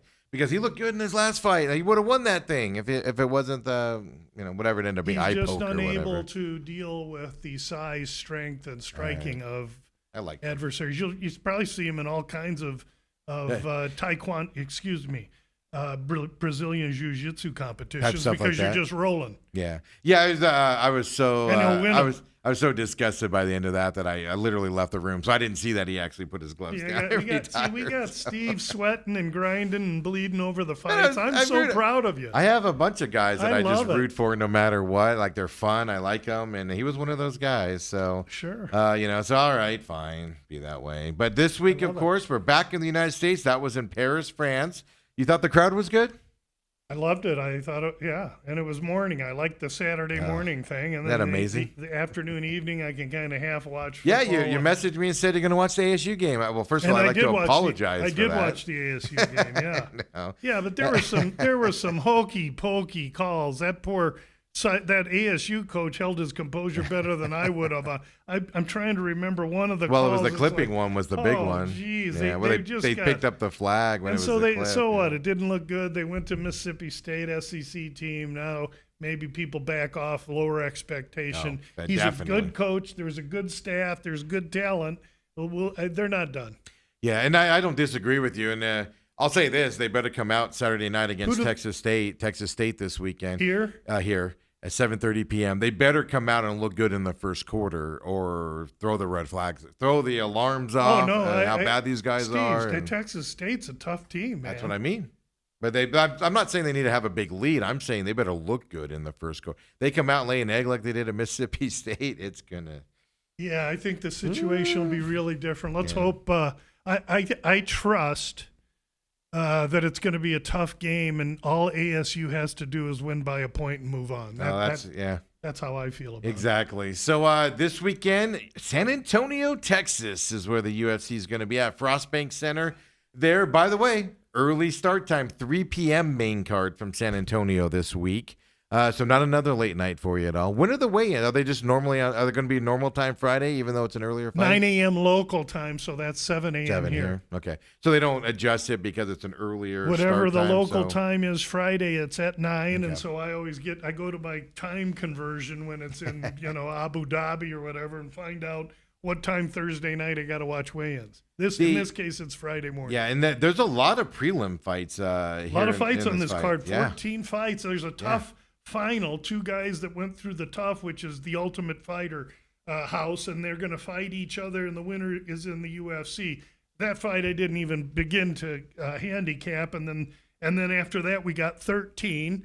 Okay, and of those 13, we got 8 Tex-Mex, meaning Mexican fighters or of Mexican heritage living in Texas. And why do we want to know about Texas? Because the Texas fighters fighting in San Antonio are going to have the crowd, as will any of the Mexican fighters, or like a kid, Kelvin Gastelum. He is a Mexican fighter fighting out of Phoenix here, and he's going to be on the card, and he'll have the crowd because he's fighting this German guy named Stolzfus. So clearly they'll be on the Mexican side there. There's 6 Brazilians on the card. Noche has not only morphed into a complete and total highlight for the Mexican fighter, but it's become more Central and South American inclusive. And so the Latino culture comes in, and that's kind of highlighted there. And then you get some fighters from, who knows where to come in and stand on the opposite side and entertain the fans. So a lot of on the UFC page that I use for the matchups here, a lot of the pictures are blacked out in these early prelims. New fighters, anything, redo fighters, you probably haven't handicapped them, but Are there new fighters, or what's going on with this beginning of the fights? Yeah, in any UFC card, you're getting people in from the Contender or Yeah. have 1 or 2 UFC fights, and I normally model them, meaning I put the data on the sheet, but I don't really handicap early fights on fight cards as much because I don't know as much about the fighters. I don't really understand what their strengths are without watching them for a few fights. And I don't have to, because usually the top 6 or 8 fights on a fight card are fighters that I know, I have a bank of information on, and I can figure out, or at least try and project how a fight will go between any 2 guys based on the data that I have on my model and what I've seen with them fighting. Perfect. So, I'm always see that. I'm always like, so just tune in and just see what they do is basically what you're saying. Watch them and with no expectation Well, levels. let's talk about a few of them. So Well, there's higher up on the prelims. There's some fights to look at, but here's a kid from Mexico, Jesus Aguilar, and he's fighting a dude named Garuli. I believe he's an American fighter. Yes, he is. Garule comes in, doesn't really have a lot of takedown defense, and Aguilar's a tiger. Aguilar's a big underdog. I think he is. He's willing. He's tough. He's fighting in front of his fans. I like what I've seen from him. I think you bet this over because it goes to decision, or you might want to take a chance on Aguilar. You move up. There's a fight between Brazilian Joaquim Silva. He fights a guy named Puelas from Peru. Puelas, very singularly dimensioned. All he can do is submit you. And Silva, in his career, and he's 34 years old, never been submitted, a Brazilian guy. So I think the short, more compact Silva going to give a hard time to Puelas. The loser of this fight probably gets cut. I think it's Puelas. You can catch Silva at plus 100 or close to pick right 'em. now it's a pick 'em. Minus 115 for Puelas. Silva's minus 105 right now. We use DraftKings for these odds here on Thursdays. Over under on this 2.5, by the way, 140 to the over on the negative side, on the favorite side for that over there as well. So Yeah, well, if Puelas can't get him out, then I think Silva keeps it standing, and he has advantage whether via finish or decision. and you said fighter on this one's out, huh? For a pick 'em fight like this, I said what? you said one of them would get cut. I think the loser of the Puelas Joaquim Silva fight does get cut. Each enters kind of on shaky ground. Okay. So I think Silva wins and stays. Puelas, I think, is too singularly dimensioned. Okay. Then after that, you got Medina and Todorovic. Yeah, each of these guys have lost their last 3. Not a real fight I'm interested in. Yeah. I would say that I'd take Serbian Todorovic, but then you look at his price and you say, the guy lost his last 3, now I got to pay 3 to 1. Minus 340 right now. Turn the page, as Bob Seger saying. We go to the next one. Alexander Hernandez, Diego Ferreira. The last fight of the prelims generally is a good fight. Get you interested in the main cards, especially paid. This, of course, is ESPN Plus, where you'll see this here. But anything on this fight to pay attention to? Good fight. Hernandez, Texas fighter with Hispanic background. He'll have all the crowd. He just fought a month ago, beat Chase Hooper but via knockout as a big underdog. He comes in. I think people are still thinking he's fighting Chase Hooper. He's not. I like Diego Ferreira here. Even though he's 40, he's a slight underdog or pick him. Minus 115 for him, minus 105 for Hernandez right now. Okay, so Steam's come in on Ferreira. We took him earlier in the week at a plus 120 or so. So at least we hold advantage there. Just because I've got the best of the price don't mean anything yet at all. Ferreira's got to go out and beat this kid Hernandez, and Hernandez will have the crowd, and he'll have momentum. And so that's the prelim fights. Then we get into the main event here. 3 p.m. Face-off here for these guys. Santiago Luna and Quang Lee from Vietnam, of all places. Yeah, I don't have anything on this fight. This is a watch and learn fight. And then Calvin, the Luna's from Mexico. He's all blacked out. And then Quang Lee of Vietnam, right? Kelvin Gastelum against, I think you said he's a Phoenix fighter. Stoltzfus? He is, yes. He fights out of Fight Ready here in Scottsdale. He's a longtime UFC veteran. People think he's 35, 36. No, he's only 33. He's just been in the UFC since he was like 20. Good fighter, solid fighter. Yeah, when you say he's a Mexican fighter, that just tells me he's tough, he's forward pressing, and he's always there. They don't really, Mexican fighter don't start fighting until you hit him over the head with a baseball bat. Then there's like, okay, we're in a fight, let's go. And so Gastelum here, I think, should be the favorite. He is the favorite. Won't be an easy fight for him because Stoltzfus is an ascending fighter, but when he meets caliber from Gastelum on up, it gets tough. I lean to Kelvin here, not a fight I'm interested in. Finishing this fight or possibly a decision? I don't know. I think probably I'd go over. Over 2.5 minus 215. So because I saw that So number maybe being I a little wouldn't, high. but I think it goes to decision. Okay. Yeah. Perfect. I just wasn't sure if Stoltzfus would be able to get it to that decision level. Then you got Rafa Garcia, Jared Gordon in this lightweight bout. Yeah, Gordon's the best story in the UFC, a kid that's on the cusp of death and drug abuse, and now he's fighting in the UFC. He's had some terrible decisions go against him when he's fought well and won, and it deserves better. But in this fight, he's fighting Rafa Garcia, a Mexican fighter that's tough, willing, can wrestle, the whole bit. But in every capacity, Gordon's better. And I think, though it's going to be a tough fight, it'll be a decision fight. I think it's going to be Gordon that'll be able to get his hand raised at the end of the fight. Big reason I won't bet this because I'm such a fan of Gordon that I want him to win, and I don't want to allow that to pollute me, especially against a Mexican fighter in San Antonio on Noche, and it's going to decision. So I'll watch this and hope for Gordon. Yeah, Vegas agrees with you. Over 2.5 minus 330 for the for two to go tough, to the durable decisions. guys. Yeah. So Rob Font, David Martinez is next up, bantamweight here. Font was going to fight Raul Rojas. Rojas pulled out. They had to find a short notice fighter. They bring in this Martinez kid who's a finisher and a striker. Font never been finished. Should be interesting. Most people, there's a lot of money on Martinez, and most people are taking Martinez.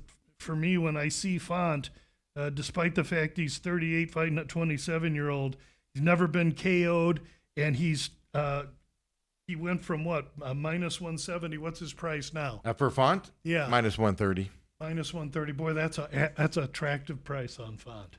And then over under, by the way, they agree with you, minus 315 for this to go over as well. So Font at minus 130 Yeah, is and attractive. if that minus 315 over 2.5, that leads me to believe Font decision. That's how he wins his fights. Martinez is a KO guy. If he can't KO Font, he's going to have to rely on home cooking, and you never can underestimate that, especially in Texas. Good point. Font's never been KO'd, but is it because of his fighting style or is it because of the competition? No, because he's one of the slickest boxers in the UFC. That's the question to know, because Mayweather's never been knocked out either, but he boxes defensively. Well, for and instance, he picks so, people 5 years past their issue prime to fight. Issue number 2, He's a but fraud. so you can get down that side. Then you got the final fight here, the main event: Gene Silva, Diego Lopez. Lopez is a I love these guys. Brazilian-born fighter fighting out of Mexico now. He's embraced the Mexican heritage. Of course, Silva's all over that. Silva, of all the fighting nerds, is probably the most ferocious, explosive, talented, well-rounded of all of them. He's one scary dude, but he's stepping up to take this fight in class and experience. And Diego Lopez, though he's still young, he does get hit, and that's a bad prescription against Silva, but this price is out of whack. I really think that Lopez, he's larger, he's bigger, he's longer. I lean to Lopez. Yeah, and Lopez lost his last fight. I forgot, who To did he fight last Volkanovski time? in a championship fight. That's right. That's So what he's it got was. 5-round experience too. Yeah, and that's the thing. Long fight here coming up. Over under is 2.5 minus 166 to the over. Lopez is plus 195 right now. Silva 238. You said those numbers are out of whack. I think so. A lot of money going to Silva, obviously. They're betting Silva. I like Lopez, and I like the over. I like both of these fighters, so this is going to be a fun one to Oh, watch. it'll be so, awesome fun. Again, 3 o'clock main card here. So these guys will fight around 5:30. 5:30ish, 5:30ish, which means you can catch it before the ASU game, folks, on beautiful. ESPN Plus Will as that well. be on TV we can watch? What the ASU game? yeah. TNT this week. Beautiful. I'll watch. So, I so support- there- I support so- that, coach. It's going to be a fun week. Next week, UFC's off, so you get a break from UFC next week. I'll take it. Which would be a nice reaction from that side. And when we come back, we get into it. NFL Week 2. What did Lou learn last week? That's the big question. We'll ask him. Come on back, folks.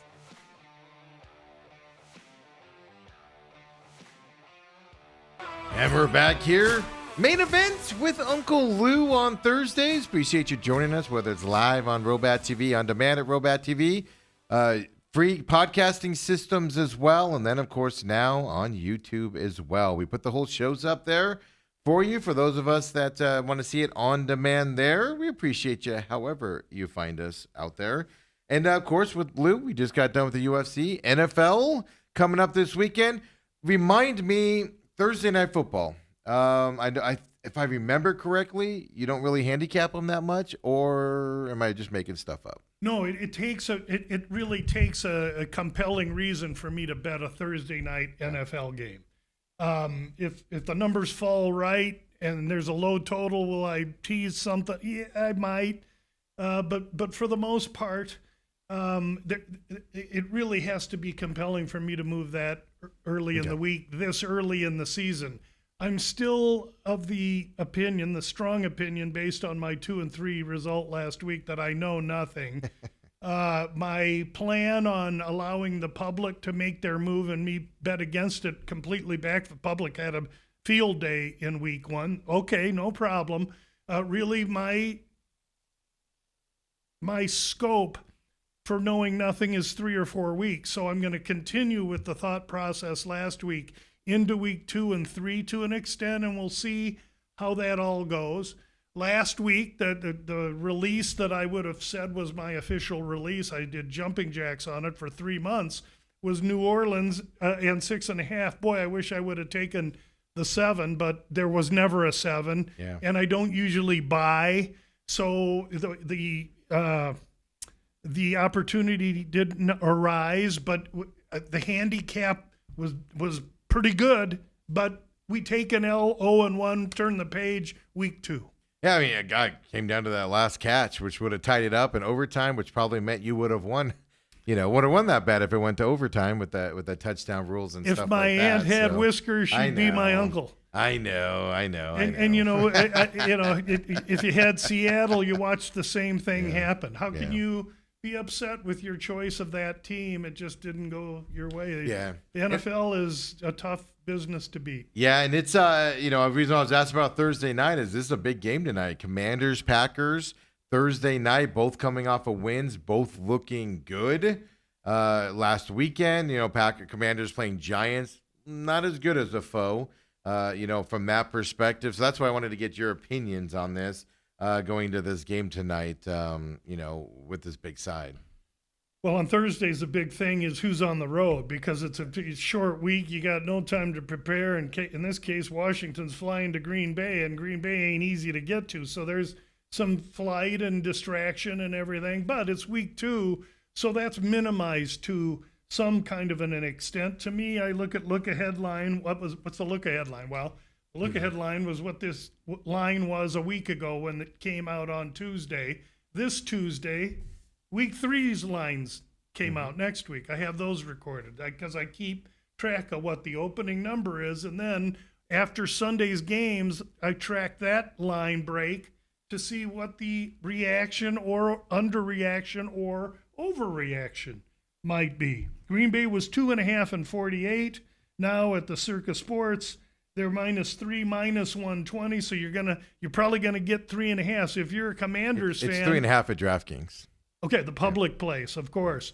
So if you're a Washington fan, be patient and wait. You could even get a 4. Well, it's plus 3.5 -118. Yeah, so they're making it hard for you to take the 3.5. It's going to go between 3 and 3.5, and it'll percolate there probably till game time. Yeah. If you want, clearly You're saying, well, who cares? 3.5 a point don't mean anything. Whoa. 16% of the time in the NFL, the number falls on 3. Yeah. So if I'm given 3.5, I'm an idiot. And if I'm taking 3, I'm as much an idiot. I want to take the 3.5 or give the 3. The 3, then I push. A push isn't a loss. That's all philosophical approach, but it's the truth. And 16%, I'm not ever giving away. So if it opened 2.5 Packers, now it's 3.5. That means money's going on the Packers side. That's exactly what that Big means. amounts, right? Which makes sense because they beat the Lions The last public week. believes what and- they saw, yeah. and that's what they saw. And by the way, 48, and now it's at 48.5 on DraftKings. So just give everyone an idea where that money's going for tonight. So other games this weekend as well. I mean, we got some other, big ones out there. I mean, the one I'm curious about here, and I know people are probably going to go, why? They lost that game in disastrous fashion there on Monday Night Football. But Bears-Lions this weekend, to me, this is a really intriguing game, specifically not just the football side of it, but the numbers side of it because of the way the Bears lost. They looked good for 3 quarters and then looked like they'd never play football again in the 4th. Lions did not look good against the Packers at all going into this one as well. Yeah, Lions played a better team. The Bears didn't look good to me for 3 quarters. Yeah. Even the They had the lead. Let's put it even that their way. first drive when they scored, it was basically the athleticism of the quarterback. Yeah. Their improved line is still finding themselves. I don't think there's going to be a big issue with that line, but he was running for his life, and he didn't have much time to throw. He missed some passes bad, and he tends to rely on running. And I got to tell you, I am not a quarterback guru, but I believe that Merrill Hodge is good at assessing quarterbacks. He never has been a believer in the young man in Chicago. And based on that opinion is why I've been going on Twitter saying that I don't think he's going to be the quarterback there by the end of the year. I'm not a hater. I love the Bears. Don't get me wrong. I just don't think this is an NFL quarterback based on Hodge's assessment, who I trust.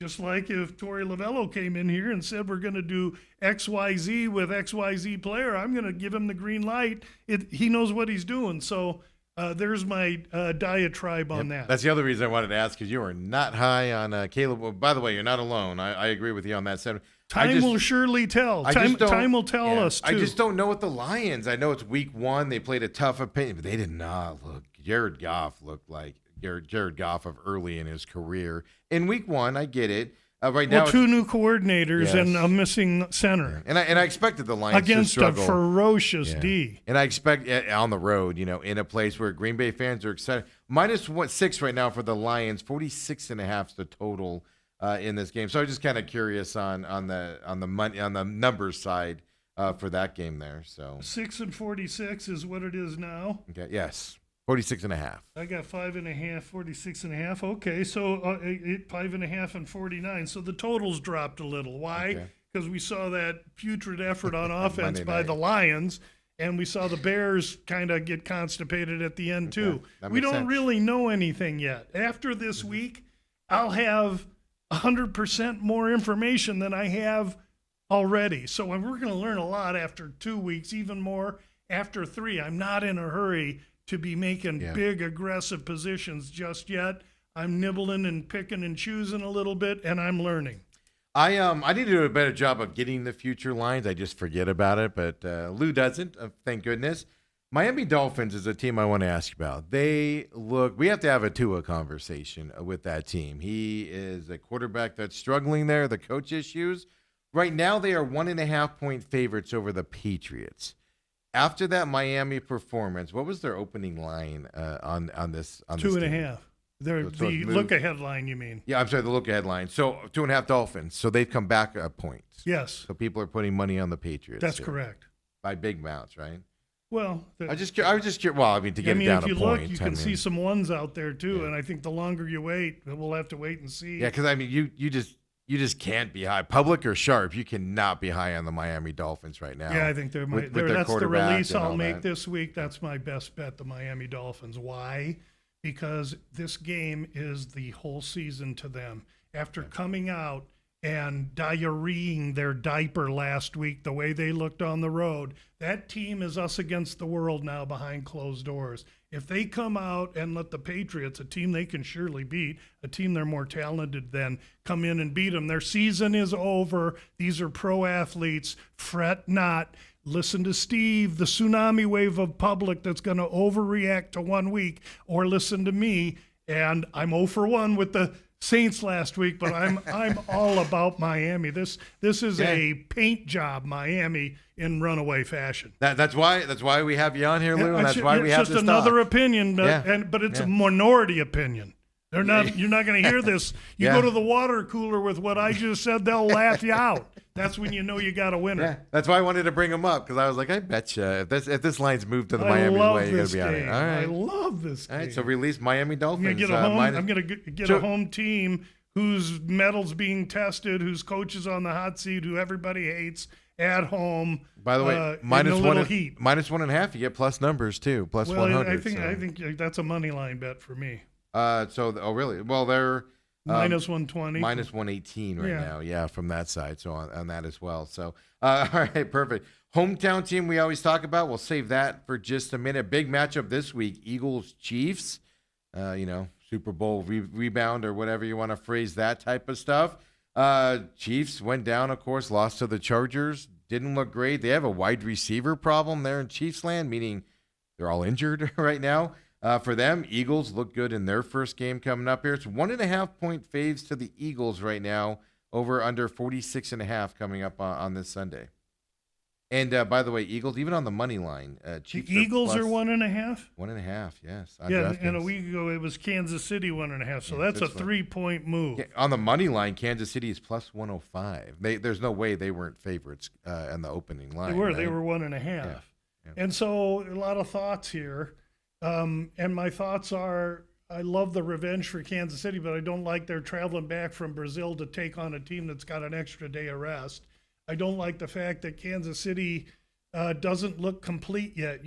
I don't think they have a wide receiver problem. There's just not a lot of depth there. They're going to have to rely on Hollywood Brown and Juju Smith-Schuster this week, and maybe some running game that takes a little of the steam out of the air out of the ball. I think I lean Philly here because I view them as a little bit better team right now. Because in the back of my mind, hey, it's Andy Reid, it's Pat Mahomes, they're coming home. How do you bet against them? But is this the same team as the last 4 or 5 years? We'll have to see. I don't have a strong opinion, but right now my indicators are saying maybe I look at the road team here. Well, by wide receiver problem, like Xavier Worthy is going to be out with that separated shoulder problem that he had Travis Kelce, his own teammate, and now he's got that. So that is a depth problem, which to me becomes a wide receiver problem. Yeah, no, Hollywood Brown can go down and then you're in trouble. Yeah, no. I just wanted to explain it to people, saying it's not a talent level issue; it's a injury problem right now. And like you said, coming back from Brazil, going into this game, it's hard to bet against Andy Reid, so you have to kind of change your mindset on that. But we could see a Chiefs team start 0-2 here going into this season. Yeah, I mean, we could see so much. That's why it's so important to watch. But two really good teams. We'll just have to see how this goes. I mean, could we be treated to another Baltimore-Buffalo? I mean, who says fun. No to that? That was fun. I'll take that every day of the week. No doubt about it. Hey, other one I want to ask you about, you're high on J.J. McCarthy. Well, the coaching staff there in Minnesota, which I really do love. I do love the coaching staff there. They just do things differently. They're successful. I love them a lot. J.J. McCarthy, fourth quarter was fantastic. I'm not as sold on it as Lou is. But they come into this game 3.5. They have the Atlanta Falcons this weekend.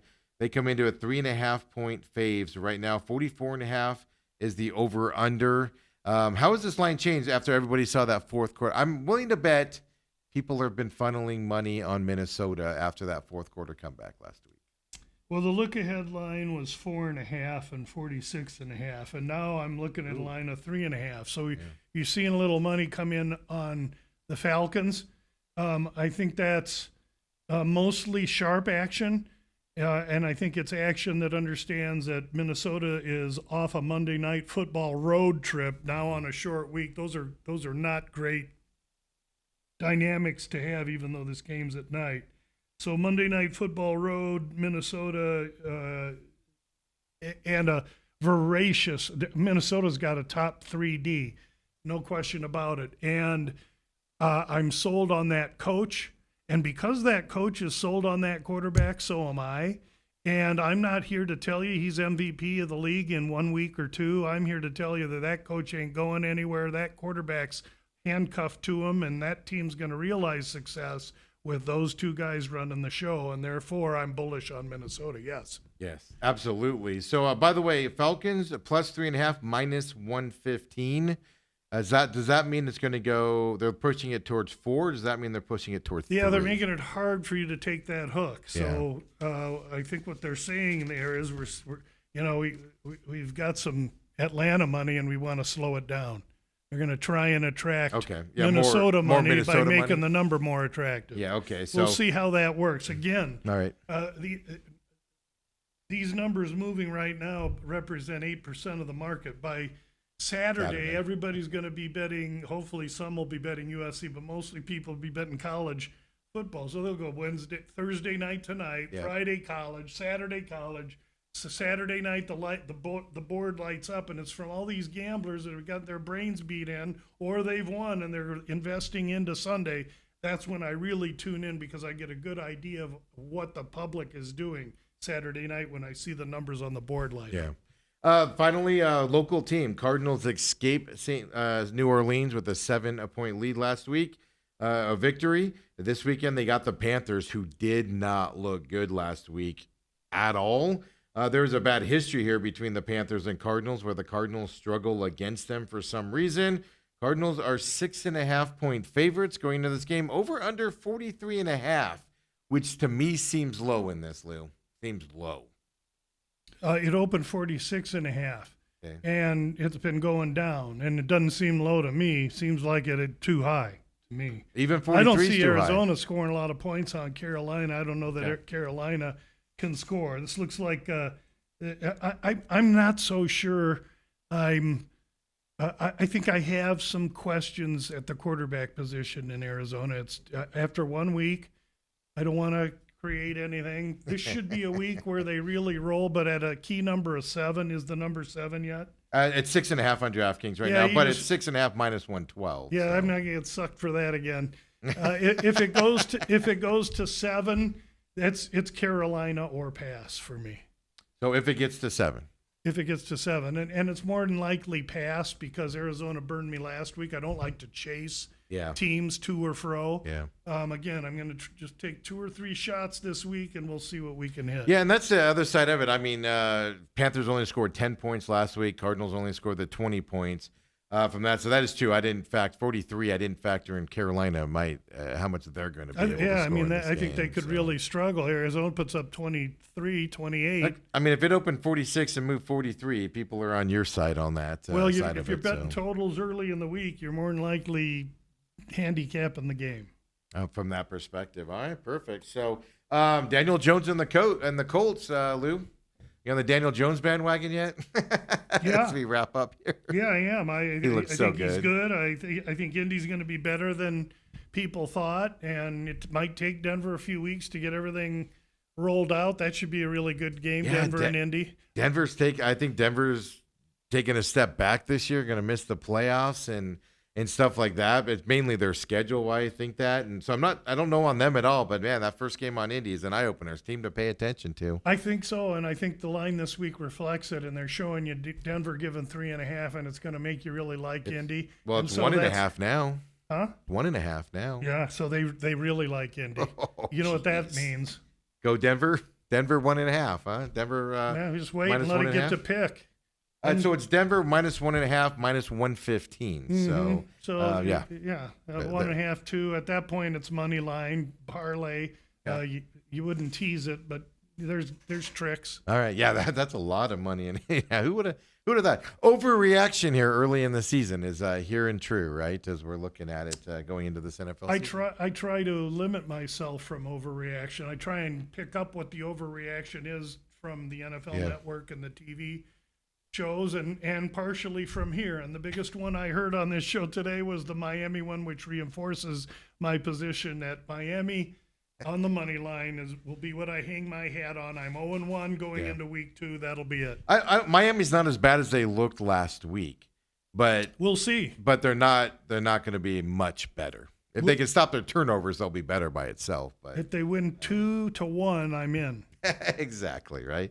So that's Lou's release, Miami this week. Yes, sir. As well, and of course we'll have you back next week. Talk no UFC next week. We'll look back to this week because I'm really looking forward to that main event fight there with Lopez and Silva. That's going to be fun to watch early as well. So that's even more exciting. I love those early games, early fights. Yeah, no question. But we'll also be able to spend a little more time on the NFL, which will be Yes. good. And By we'll- week 3, we should have some thoughts. I was going to say, we'll have some more information from you next week on your thoughts on how these guys look. So come on back next week, folks.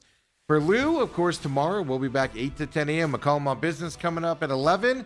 Don't forget the pit stops up for the week as well. Both shows, new format for that. Check that out there as well. We'll see y'all tomorrow morning.